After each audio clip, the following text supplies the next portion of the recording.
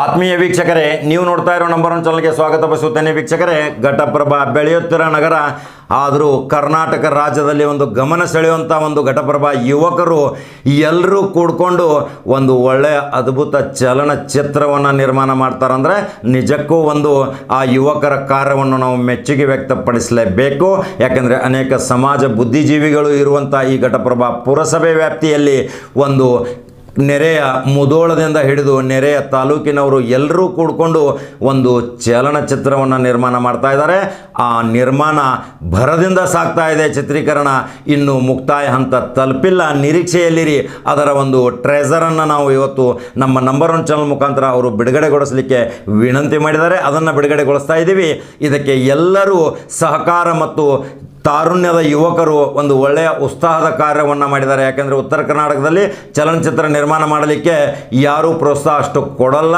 ನಮ್ಮ ತಾರೆಗಳು, ನಮ್ಮ ನಟನಟಿಯರು ಬೆಳಕಿಗೆ ಬರಬೇಕಾದ್ರೆ ಈ ಉತ್ಸಾಹ ಯುವಕರ ಪಡೆ ನಿಜಕ್ಕೂ ಒಂದು ಕಾರ್ಯ ಮಾಡುತ್ತಿರುವುದು ಅದ್ಭುತನೇ ಅಂತ ಹೇಳ್ಬೋದು.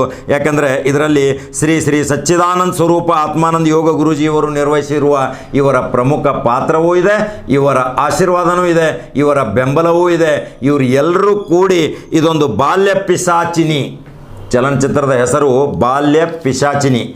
ನೋಡಿ, ಈ ಚಿತ್ರದ ಪ್ರಮುಖ ನಾಯಕ ನಿರ್ದೇಶಕ ಹಾಗೂ ನಿರ್ಮಾಣಕದ ಹೊಣೆಗಾರಿಕೆಯನ್ನು ಆಕಾಶ್ ತಡವಳೆ ಇವರು ನಿರ್ವಹಿಸಿದ್ದಾರೆ.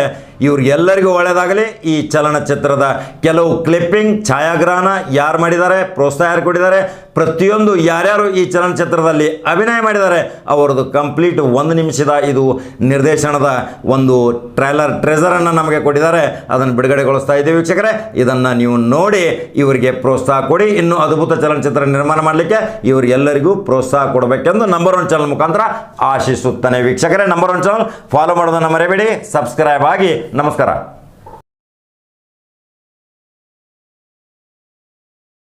ವಕ್ರತುಂಡ ಮಹಾಕಾಯ ಸೂರ್ಯಕೋಟಿ ಸಮಪ್ರಭ ನಿರ್ವಿಘ್ನಂ ಕುರು ಮೇ ದೇವ ಸರ್ವಕಾರ್ಯೇಷು ಸರ್ವದಾ.